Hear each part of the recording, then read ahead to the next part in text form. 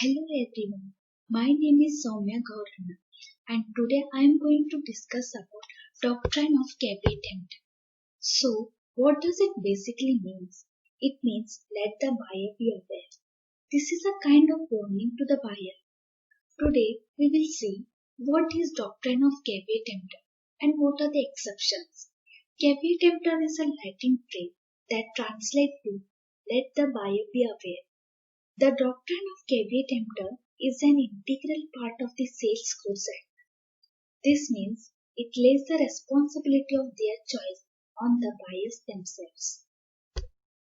It is specifically defined in Section 16 of the Act. There is no implied warranty or condition as to the quality or the fitness for any particular purpose of goods supplied under such a contract of sale. A seller makes his goods available in the open market. The buyer previews all his options and then accordingly makes his choice. Now let's assume that the product turns out to be defective or of inferior quality. In this case, this doctrine says that the seller will not be responsible for this. The buyer himself is responsible for the choice he made. So, the doctrine attempts to make the buyers more conscious of his choice. It is the duty of the buyer to check the quality and the usefulness of the product he is purchasing. If the product turns to be defective or does not up to the potential, the seller will not be responsible for this. The doctrine of caveat emptor has certain specific exceptions. Let us take a brief look at these exceptions. Fitness of product for the buyer's purpose, goods purchased under a brand name, goods sold by description, goods of merchantable quality, sale by sample, sale by description and sample, uses of trade, fraud or misrepresentation by the seller. First one, fitness of product for the buyer's purpose. It means when the buyer informs the seller of his purpose of buying the goods, it is implied that he is relying on the seller's judgment. It is the duty of the seller then to ensure the goods match their desired usage. Let's take an example. A goes to B to buy a bicycle. He informs B he wants to use the cycle for mountain trekking. If B sells him an ordinary bicycle that is incapable of fulfilling A's purpose, the seller will be responsible. Second one, goods purchased under a brand name. What it means? It means when the buyer buys a product under a trade name or a branded product, the seller cannot be held responsible for the usefulness or quality of the product. So, there is no implied condition that the goods will be fit for the purpose the buyer intended. Goods sold by description. When the buyer buys the goods based only on the description, there will be an exception.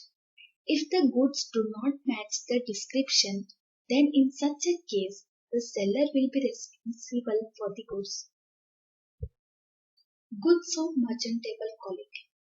Section 16 of the 2, subsection 2, deals with the exception of merchantable quality. The section states that the seller who is selling goods by description has a duty of providing goods of merchantable quality, that is, capable of passing the market standards. So, if the goods are not of marketable quality, then the buyer will not be the one who is responsible. It will be the seller's responsibility. However, if the buyer has had a reasonable chance to examine the product, then this exception will not apply. Sale by sample. If the buyer buys his goods after examining a sample, then the rule of doctrine of caveat emptor will not apply.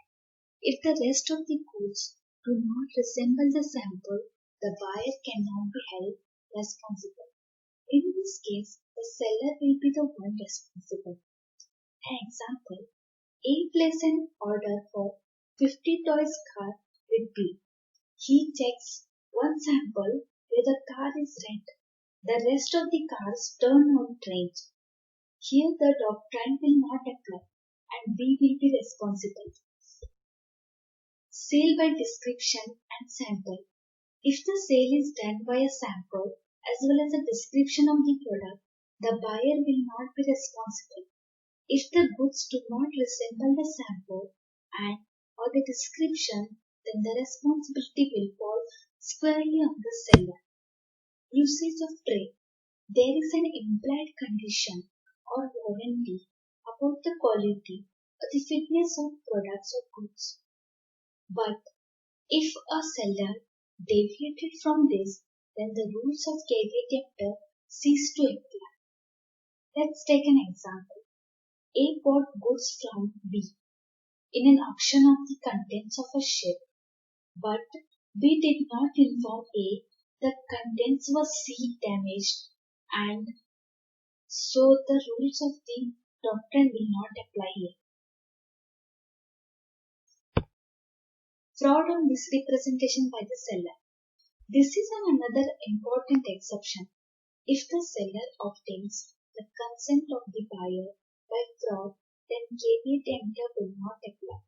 Also, if the seller conceal any material defects of the goods which are later discovered on closer examination, then again the buyer will not be responsible. In both cases, the seller will be the guilty party.